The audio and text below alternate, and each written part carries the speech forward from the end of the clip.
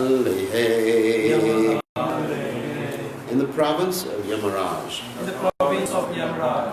Santi. Are. Ashapashaha. Hundreds. Sahara Shakha. Thousands. Teshu. In those hellish planets. Sareshu. All. Cha. Also. Sarve. All. Eva. Indeed. Adharma Vartinaha. Persons not following the Vedic or regular principles. Ye kichit. Whosoever. Iha. Here. Uditaha. Mentioned. Anuditaha. Not mentioned. Cha. And. Avanipate. O King. Paryayena. According to the degree of different kinds of sinful activity. Shanti. They entered. Tathaeva. Similarly. Dharma anuvartinaha. Those who are pious and act according to the regulative principles or Vedic injunctions. Ikaratra. Elsewhere. Iha. On this planet. To. But. Punarbhave. Into another birth. Te. All of them. Ubaya Sheshabhyam. By the remainder of the results of piety or vice. Nivvishanti. They entered. So, translation. My dear King Parikshit, in the province of Yamaraj, there are hundreds and thousands of hellish planets. The impious people I have mentioned, and also those I have not mentioned, must all enter these various planets according to the degree of their impiety. Those who are pious, however, enter other planetary systems, namely the planets of the demigods. Nevertheless, both the pious and impious are again brought to earth after the results of their pious or impious acts are exhausted. So, purport by His Divine Grace, A.C. Bhaktivedanta Swami Srila Prabhupada Ki. This corresponds to the beginning of Lord Krishna's instructions in Bhagavad Gita. Within this material world, one is simply meant to change from one body to another in different planetary systems. Urvam gachanti sattvasta. Those in the mode of goodness are elevated to the heavenly planets. Ado gachanti tamasaha. Similarly, those too engrossed in ignorance enter the hellish planetary systems. Both of them, however, are subjected to the repetition of birth and death. In Bhagavad Gita, it is stated that even one who is very pious returns to earth after his enjoyment in the higher planetary systems is over. Shne punye marcha lokam vishanti.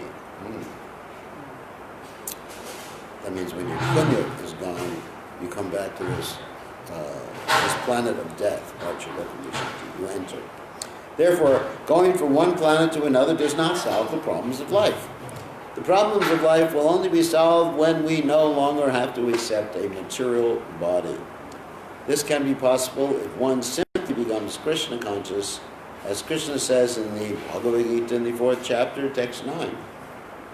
Janma karma chami divyam evam yo viti tattvataha tattvadiyam purna janma naiti mameti.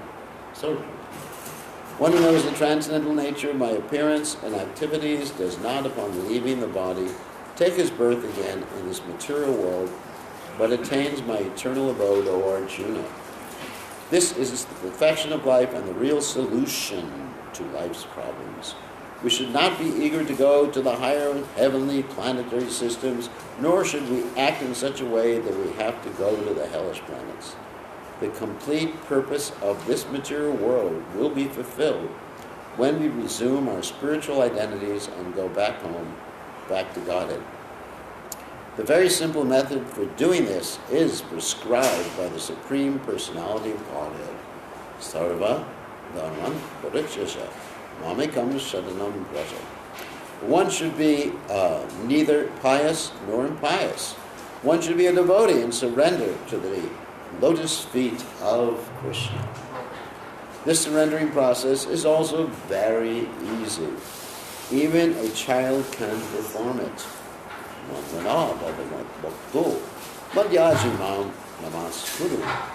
One must always simply think of Krishna by chanting Hare Krishna, Krishna Krishna, Hare Hare, Hare Ram, Ram Ram, Hare Hare. One should become Krishna's devotee, worship him, and offer obeisances to him. Thus one should engage all the activities of his life in the service of Lord Krishna. Wow. So, Om Gana Timadandasha Gananjana Shlakaya Chakshuru Mritam Tasmai Shigurave Namaha. So, what is being presented here is not just simply some religion.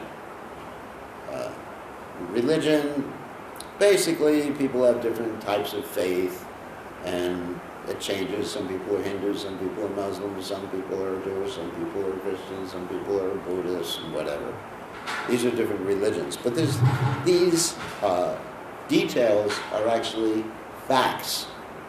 I was listening to a class of Srila Prabhupada this morning. Prabhupada was being confronted by someone of a different religion, and this person said to Prabhupada, why are you simply preaching Hinduism? Your Bhagavad Gita in Hinduism. I guess he was a Muslim.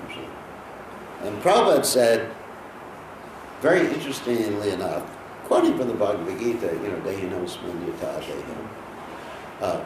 Is it Hinduism to say that a child will grow up? That once you were a little baby, or once you had a baby's body, and now you have an older, is that Hinduism? You have a problem with that? He said, that's scientific. It's scientific, that people grow up unless they die early. I mean, Janman, Richard, Jarad, Yogi, all these things are scientific. Bhagavad Gita is very scientific. It's not sectarian at all. And Prabhupada said, if you don't want to chant the name of Krishna, then you chant Allah. Allah Akbar. And it's interesting, Prabhupada was mentioning that just like we have these different names of God that deal with his opulence, Aishvarya. And that's not, Krishna is not an opulent name. It does not deal with opulence. That's a Madhurya name.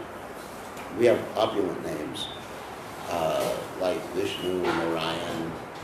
These are all names that deal with the nature of God, the resting place of all living entities, the protector of all living entities. These are all wonderful names of God. And we chant the Madhurya name. Madhurya means Krishna, sweet. And also we chant the Audarya name. You know what Audarya means? Audarya means compassionate. So Chaitanya Mahaprabhu, the Panchatattva name is Shri Krishna Chaitanya Prabhu Nityananda Shri Advaita Gadadhar Srivasa Gaura Bhakta. That's called Audarya. It's compassionate. Just like you have Vrindavan is called Madhurya Dham. And Mayapur is called Audarya Dham.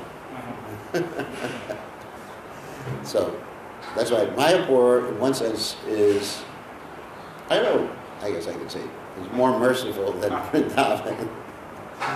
For example, if you go to Mayapur, of course you should be careful, but there's basically, it's not so dangerous. Like you go to Vrindavan, is very dangerous. Not dangerous simply because of the rickshaws. That's one danger.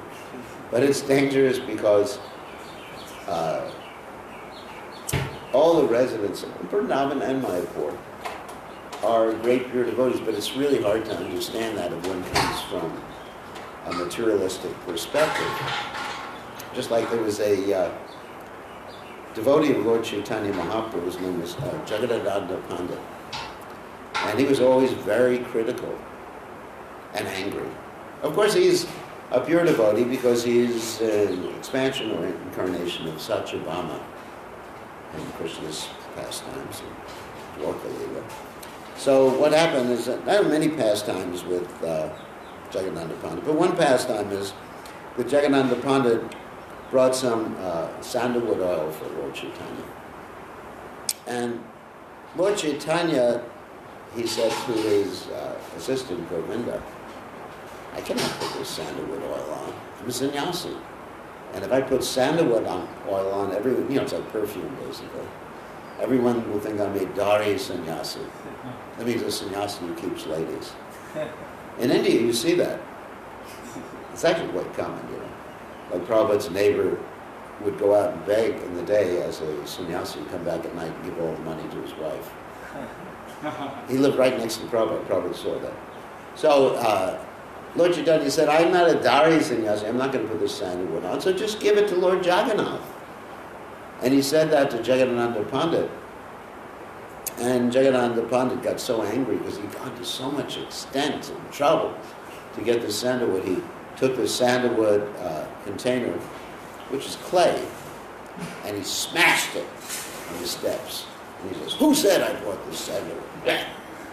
And then he went, then he locked himself in his room. It was in like 3 days and didn't eat. And Lord Chaitanya was really like in anxiety about getting him angry. It's interesting. It's like Krishna's pastimes with Satyabhama. Satyabhama used to nag Krishna and give me that parajata class. And so, basically, after a while, Lord Chaitanya figured a way to get him out of his room. He said, can you please make me some prasadam? So Jagadananda got out, washed himself up. I guess he hadn't taken a bath in 3 days or something. He was so much angry. So even in Lord Chaitanya's pastimes, you have angry people. It's like Fiji. So, not everybody's. But it was interesting. So anyway, so he got up and cooked, and he cooked for Lord Chaitanya Mahaprabhu. And Lord Chaitanya Mahaprabhu said, after he ate the prasadam, he said, when you cook in an angry mood, it's very tasty.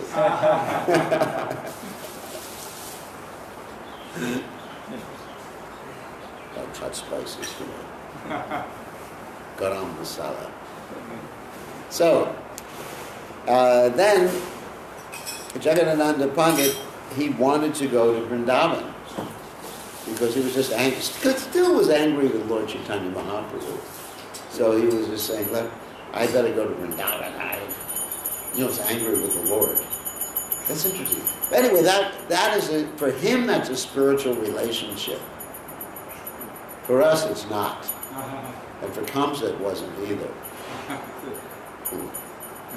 Just like, actually, I was talking to someone this morning, not here, Fiji, they're in a different country, and they were telling me about this one devotee who is angry with Krishna because he has some disease. And I was thinking, it's not appropriate. I mean, if a disease comes and you can't do anything about it, then you use that as an impetus to be Krishna conscious. Like Maharaj Parikshit, when he was cursed to die in 7 days, what did he do? He didn't get angry with Krishna. He said, Krishna, I've been worshiping you my whole life. How can you do this to me? In fact, he was so powerful, he could counteract the curse of Srini, the young Brahmin boy. Yet, he didn't do it. He just said, well, very bold. Now I know when I'm going to die. Right? And he took that advantage of that time, the 7 days, being Krishna conscious, go back to Godhead. Similarly, you have Maharaj Katvanga, right? Kadvanga was fighting for the demigods, and the demigods offered him a benediction, and he took the benediction of knowing when he was going to die. And they said, just in a few seconds. And he said, Haribo, Hare Krishna, Hare Krishna. I mean, that's pretty nice knowing when you're going to die, isn't it? So you can prepare. I mean, normally you don't know. You're just like in an airplane and all of a sudden crashes. Oh, of course, if you get warnings going down, like those recent airplanes that went down, obviously they knew they were going to go, it was going to go down, so you could chat at the same time. Pretty nice, isn't it? So the airplane goes down, and Hare Krishna, and then the other Vaikuntha airplane comes to take you away. Isn't it? That would be interesting. Hare Krishna, Hare Krishna. And then the Vaikuntha Vasis, Krishna do just come and they, all right, we got a better airplane, it's not going to crash. The engines work on this plane. So anyway, so Jagadananda Pandit, getting back to the story that we were talking about, Odaryadam and Odaryadam. So Jagadananda Pandit wanted to go to Vrindavan, and he was angry with Lord Chaitanya Mahaprabhu. And Lord Chaitanya said, you shouldn't go there with an angry mood. And so eventually Lord Chaitanya said, yes, you could go, but you could only stay 2 weeks. Short time. And Bhaktivinoda Thakur also said that when you go to a place like Vrindavan, you should just stay a short time, because after a while you begin to see the people there as ordinary, even the monkeys are ordinary. Actually, the monkeys, it's described, are sannyasis who just couldn't keep themselves from watching Bollywood films, being romantic. And even the pigs, Prabhupada said, is their last life. The last life in the material world is a monkey or a pig in Vrindavan, because they did some really bad stuff as sannyasis. And so next life they go back to Godhead. So one has to be very careful. So Lord Chaitanya said to Jagadananda Pandit that just go for a short time and just stay with Sanatana Goswami. Stay under his protection. So he goes to Vrindavan, and one has to be very careful. Like, offenses are magnified like 1,000 times, and devotional service is magnified too, but you got to really be careful. Like, if you think offensively, you get a reaction almost immediately in Vrindavan. I'm not trying to convince you not to go. I mean, I spend time there, but I'm very careful. I never argue with the rickshaw wallet. I bargain with him, I don't argue. I never yell. I mean, I remember devotees who did that, and then they just fell down immediately from devotions. Or you hear offenses. Very dangerous. I mean, there's people there who may speak offensively about Prabhupada, or about our society, or even about Bhaktis and Saraswati Thakur. So therefore, anyway, Jagadananda Pandit goes there. He's with Sanatana Goswami. And Sanatana Goswami has this red turban on, not exactly a turban, but the cloth wrapped around his head.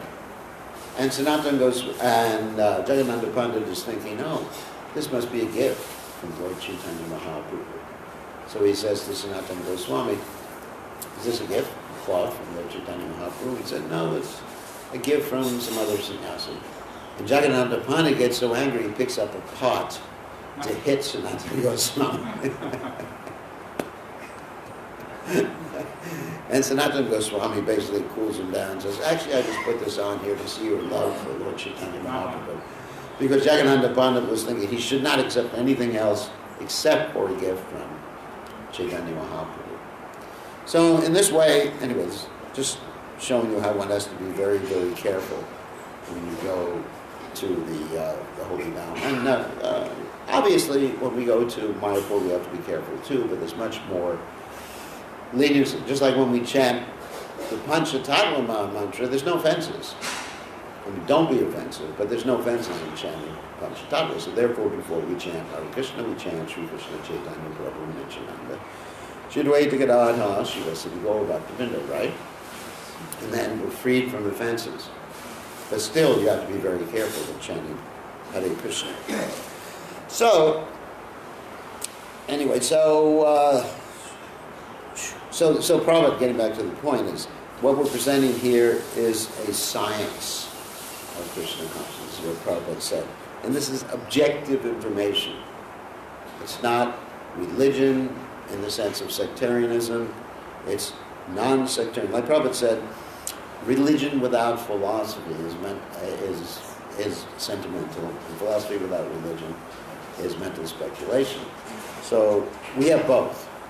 It's very important to understand our philosophy.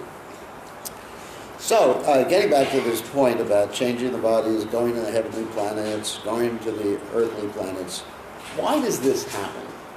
Why are these different reactions there, either positive or negative reactions? We have to ask that question.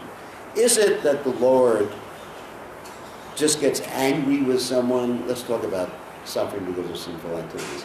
Just gets angry with someone because he wants to see them suffer.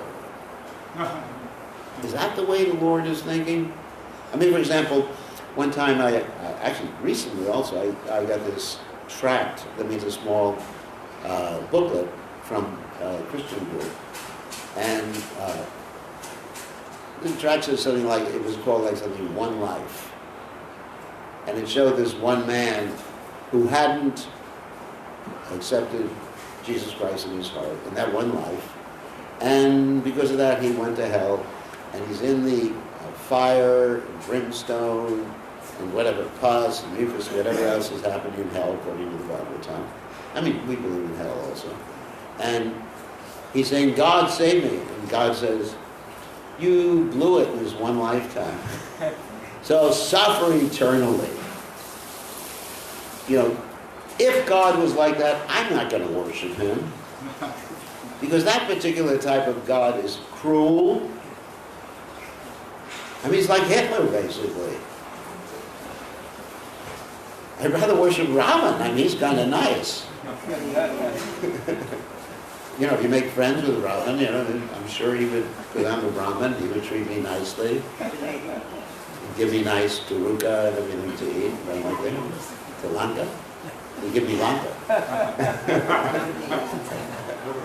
So, you know, they have this picture of God who just like likes to see or wants to see people suffer. You know, just like Hare Krishna, you know, what kind of God is that? I mean, God's supposed to be merciful. You know, even that, you know, the Muslims say, oh, most merciful, isn't it? And so, really, I mean, they have problems. So, you know, because in one lifetime, here it is, one lifetime, you made a little philosophical mistake. You know, join the Hare Krishna movement instead of joining the Methodist Church.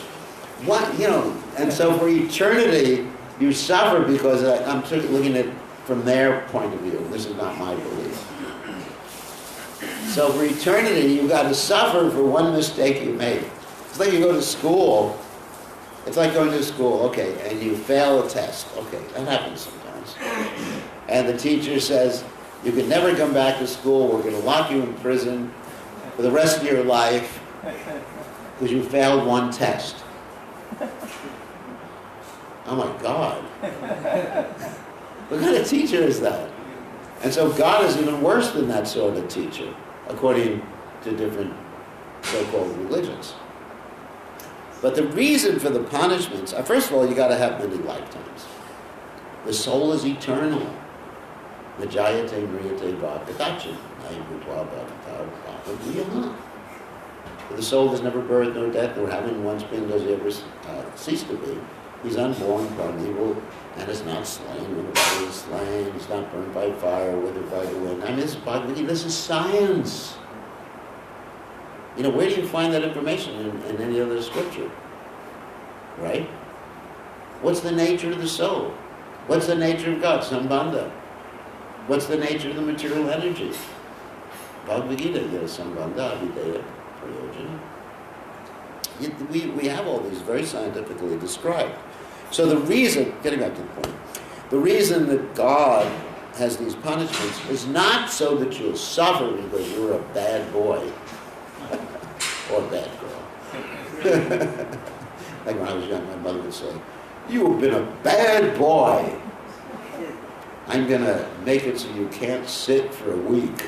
You know, You understand spanking? I remember that. I'm sure some of you may have experienced the same trauma when you were young. So I make it, and so God is not thinking you've been a bad boy. He's thinking, what's the best way to rectify your consciousness? You know, that's what the hell is all about. It's about restorative justice. Now, that's a fancy word. To restore you to your normal, Krishna conscious frame. At least realize, I shouldn't be doing these bad things anymore. It's not retributive. Retributive means when you punish someone just because you want to get even with them.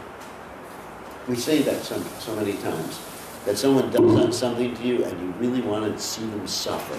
You ever feel like someone, like in boxing, for example, someone punches you and you say, ah!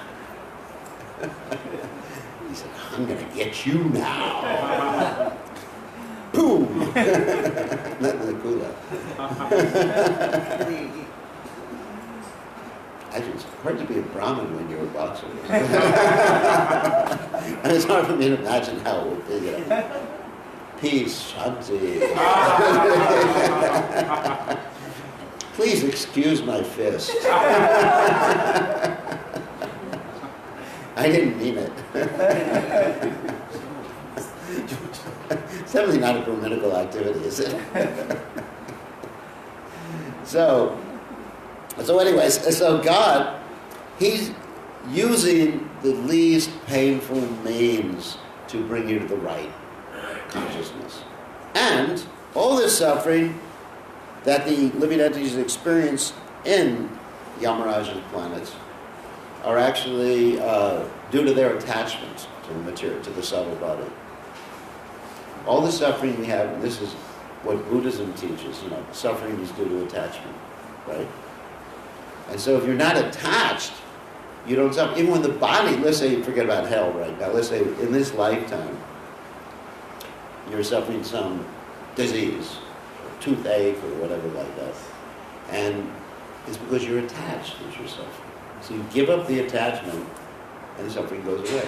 So how do you give up the attachment? You get attached to Krishna. It's very easy. You're attached to Krishna, attached to the spiritual master, attached to the holy names, Rasa Varjan, Rasa Krishna, Palam Drisha, Vivartate. And that's our method. And then even when things happen with this body, hellish things are not simply in the hellish planet.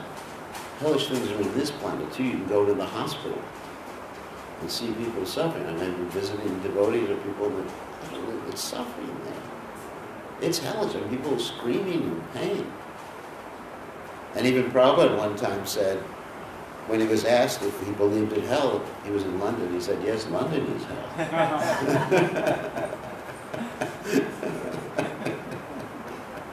It's interesting. Even in this earth, someone may say, I don't believe in hell, but look, you go to some of these countries where there's all these refugees, and ISIS is there, ISIS? And they're torturing people, and the bombs are flying overhead, and your body is torn to bits. If you don't think there's hell, just look at things happening in this world. You may be all right now while you're young, the weather's nice and everything like that, but it's not the nature of this world.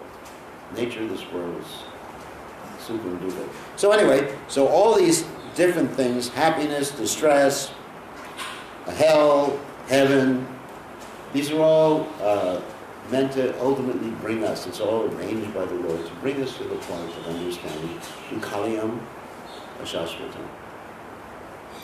Or Brahma Bhuvanaloka Punah Vartino Arjuna. Mama Bhai Kuntiya Punajanma Vijite. So, one who, from the highest planet, the lowest planet, or Yaswindra, Gopamadamendra, Hosukarma, from whether you're Indra, Gopa, or you're Lord Brahma, it's all bad. If you're Krishna conscious, Vishwam Purna Shukayate, right? Then the whole universe is nice. So it all has a purpose. When you understand the purpose this all makes sense, Krishna's purpose. In other words, just to reiterate, the suffering is not to make you suffer. The suffering is to rectify your consciousness. And the enjoyment is to somehow or other teach you things too. Both things are arranged by Krishna. Krishna is the expert physician. Just like you go to a doctor, the doctor may give you some pain, but that's to help you. It's like last year I had, an operation, but a hernia operation. And actually, it was interesting. I also had cataract surgery. So the doctor said, this is not going to hurt. And so for the second one, the anesthesia didn't work. Sometimes when you go through two operations, one after the other, you've got an immunity to the anesthesia. You ever see that happen? So I was sitting there, the doctors were operating, I said, the anesthesia isn't working. And they said, no, we gave you enough, don't worry, here we go. And I just, Hare Krishna. I couldn't say Hare Krishna because they had my mouth taped shut. And they had my head taped. And I understood, but I understood it was for the benefit. I didn't get angry with them. I got angry with them later on because during the operation I could hear everything they were saying. They were talking about cats and dogs. Can you imagine someone's operating and you hear the doctors going, what do you think about that type of dog? I was ready to be a boxer there. If I could have moved, I would have punched her. I said, once you chant Hare Krishna. Anyway, so the point is I understood the doctors were doing it for my benefit, even though it's pain. And so the same thing, these are all for our benefit. And Maya, another meaning of Maya is mercy, compassion, mercy, illusion, etc. So anyway, so these are some of the points. So any questions or comments? Yes, Sachibata. Does the curses have this effect in this age? Curses? Depends on who curses you. Not by ordinary persons, no. But a pure devotee doesn't curse. If he's a pure devotee, he's, Jata Shatrava Shanta Sadhava Sadhavusana. Right? But sometimes the dust on his feet first.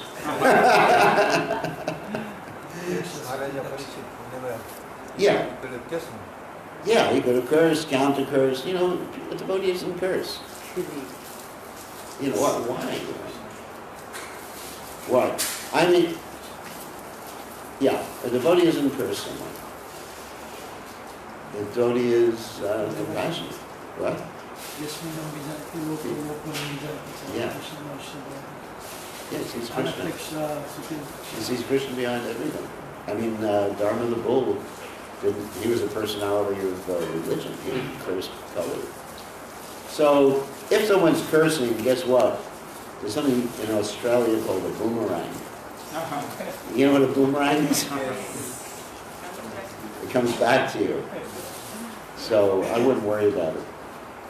I wouldn't worry about curses. I mean, devotees get into it. One thing is, the only time it will affect you is if you believe in it. Because the mind is very strong. If you believe in material, something we're not about spiritual things. If you believe in enough, it's almost like hypnotism. It comes back. And I'll give you a practical example how I proved this to a devotee one day.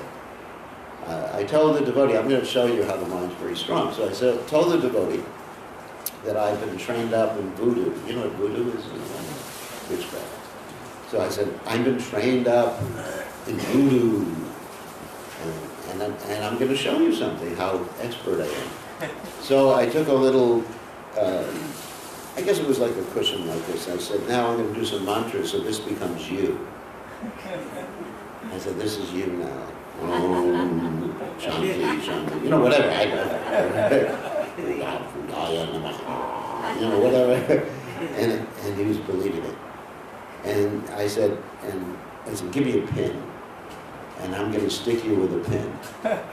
And so I stuck this thing with a pin. He said, oh, Mara, stop it. Stop it, don't do that. It's so strong. It's so strong. The mind is like that. So you know, some you curse, and then you go to some. Here you go to some Muslim witch doctor to get you free from the curse.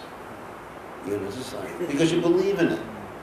Even in medicine, there's this thing called the placebo effect. That the placebo effect. I mean, I told a story the other day that there was a man who had some terminal illness, and he heard about this miracle medicine. It really didn't work, but the doctor knew that the medicine wouldn't work, so the doctor just gave him some saline solution. He said, "I'm giving you this medicine, this miracle medicine," and the guy got better from cancer. 2 years after that, he tells the guy, you know, actually, you got better because you thought your medicine was working. It wasn't really medicine. So then shortly after that, the cancer or whatever came back and he died. It's so strong. It's so strong. You know, people, like you see, like in Germany before World War II, how many people were just worshiping Hitler? You know, people have this tendency to blindly follow or to snap in sociology, it's called the herd mentality, where they just snap into being one of a group and they lose their individual sense of their autonomy and discrimination. Prabhupada said in our movement we want to encourage individual striving and initiative. So anyway, I don't worry about cursing. Just, you know, curse me if you want. I don't care. I just chant Hare Krishna. I mean, I'm not worried about it. Who's going to curse me? I don't worry about ghosts. I just chant Hare Krishna. I have faith in the holy name. You know, some people say, you know, there's another thing about ghosts. People say, I've been chanting and the ghosts are still bothering me. Well, guess what? You have some mental problems. Don't blame the poor innocent ghost and your mental problem. You know, just take some Prozac or something like that. You know, so the mind is so strong. But, you know, I personally have so much faith in Krishna's name that I know that nobody, if I chant Krishna's name, none of this stuff can touch me. Isn't it? Even Namabas chanting. Namabas means, you know, accidental, joking, whatever, meaning something else. That's powerful enough to get rid of parabdha karma, aparabdha karma, kuta, bija, and all those other nice things. And so I have faith in Krishna's name, so that's the point. We should have enough faith in Krishna's name. Isn't it? Namachintamani Krishna's Chaitanya Vasavigraha Puna Shuddha Vichamuto Vinaklam Namanam in home. Right? Hitting the tennis ball in the steel wall, it will bounce back. Yeah. But if you fit the magnet in the steel, in the tennis ball, it won't come back. What, can you explain that? Can you expand on that one? The steel wall is there. If you throw a tennis ball, it's Yeah. going to bounce back. Yeah, But if you fix a magnet in the tennis ball, I know it that. won't come back. but how does that read? So, Yeah. chanting the Krishna's name, Yeah. surrendering to Lord Krishna, is not going, karma is not going to You're not going to come back. All right, good. It's an interesting analogy. I had to think about that every time I chant. And, yeah, there's this type of sport people do. It's called racquetball. It's worse than tennis because you get hit by the ball. So squash is bad. Anyway, so any other questions? So I don't worry about curses. I mean, I worry about offending devotees. Yes. I mean, really, that we should be worried about. You know, devotee is very dear to Krishna.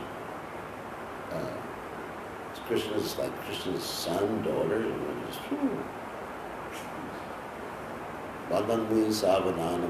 just like you have in India, the road sign says Sarvadan. You mean to be cautious. So, of course, in India, when they see that, they go faster. That means push down on your accelerator. So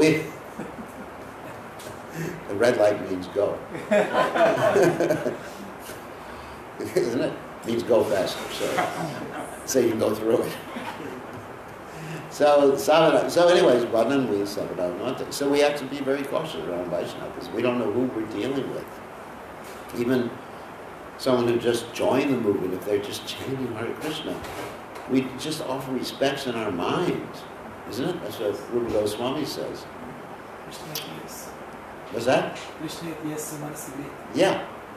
Krishna, if someone is chanting Krishna's name just once, we just offer our obeisances in the mind. If someone's chanting seriously and initiated, we make friendship with them, and if someone's advanced, we serve them.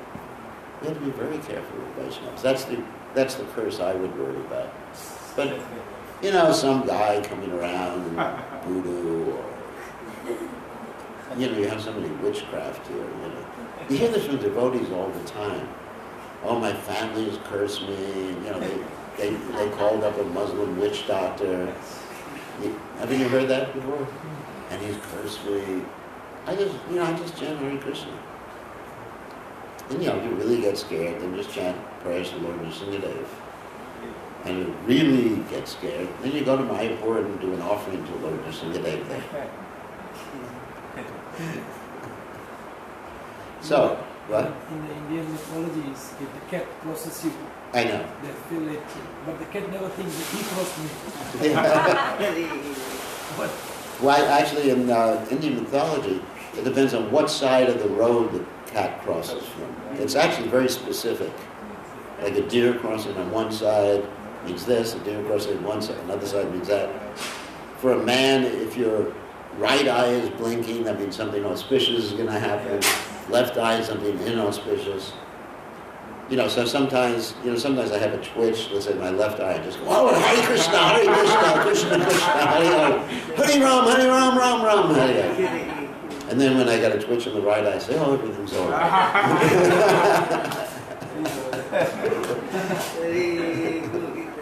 And then you have this dream, the dream sometimes is a disaster happening, right? You dream, just like I was in India, and someone had a dream that one of the people with me was going to die while he was with me.